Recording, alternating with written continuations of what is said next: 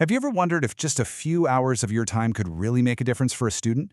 Well, here at Hartford Public Schools, the answer is a huge yes. We're about to walk you through exactly how you can become a volunteer and make a genuine impact. Let's get into it. So this is us, Hartford Public Schools. We're right at the heart of the city. And you know what? We're so much more than just a school district. We're a community. And that's exactly where your journey as a volunteer starts. I love this question. Ready to be as vibrant as the communities we serve? This really gets to the core of it all, doesn't it? It's an invitation to bring your energy, your unique skills, into an environment that just thrives on that kind of involvement. So, are you ready?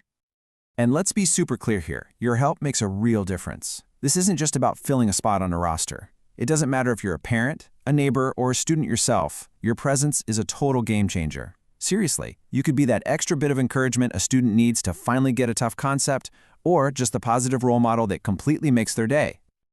Okay, so you're ready to jump in? Awesome. First things first, we got to talk about applying.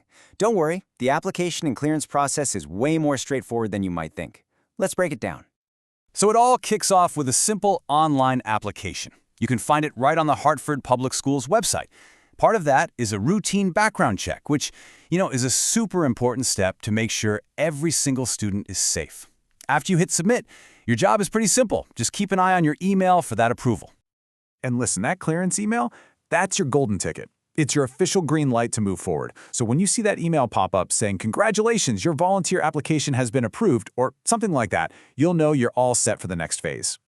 All right, you've got the green light. So, what's next? This is where the fun really starts. We're talking about getting you placed in a school and all set up for your new role. Okay, you're going to hear this acronym FCSSP. It stands for Family and Community Support Service Provider. The easiest way to think of them? They're basically your main point of contact, your go-to person at the school. They're the ones who will help match your skills and interests with where they're needed most. Getting yourself set up is honestly as easy as 1, 2, 3. First, you'll reach out and connect with the school's FCSSP. Then, on your first visit, you'll just need to bring your photo ID and that approval email we talked about. And finally, you'll attend a quick orientation to get the lowdown on your specific role. Simple as that. So you're cleared, you're placed, and oriented. Now comes the best part, your first volunteer shift. Let's talk about what to do to make sure that first day is a total success. So, on the day of your shift, when you arrive at the school, there are just 3 simple things to remember. First, check in with security. Then sign the volunteer log. And finally, make sure you wear your volunteer badge at all times. These little steps are super important for security and help everyone know you're part of the team. Okay, this is a really important one. I want you to remember this quote.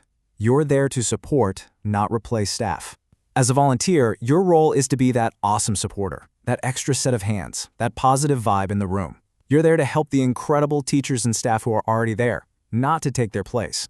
Having that mindset is going to be key to building great relationships. Think of these next few points as your volunteer success kit. First up, arrive on time. Dress professionally, school appropriate. Keep that phone on silent. And hey, if something comes up and you can't make your shift, just give the school a quick heads up. It's all about being a reliable, respectful part of the team. All right, you might still have a few questions floating around in your head, and that's totally normal. So in this last section, we're going to tackle some of the most common questions we hear from new volunteers. And this one is probably the #1 question on everybody's mind after they hit submit on that application. How long does the background check actually take? Well, good news. It's pretty quick. You can usually expect the whole thing to take anywhere from just a few business days up to about a week. So, yeah, you won't be waiting around for long. Okay, here's another really popular one. Field trips. They're such a huge and fun part of the school year, and a lot of volunteers want to know if they can get involved. So, can you chaperone a field trip? Absolutely. The answer is a big yes. You can definitely chaperone a field trip. There's just one catch. You have to be fully cleared before the trip happens. So as long as you've gone through all these steps we've talked about, you're good to go. Now, we've tried to cover the big questions, but we know there might be others. If you need more specific info or have a question we didn't get to, please don't hesitate to reach out to Vivian Dorfman. You can see all her contact info right there. And that brings us to the end. It really comes down to this one powerful question. Volunteering is so much more than just giving your time. It's about investing in the future. You become a part of a student's story, their journey. So, the only question left to ask is, whose future will you help shape?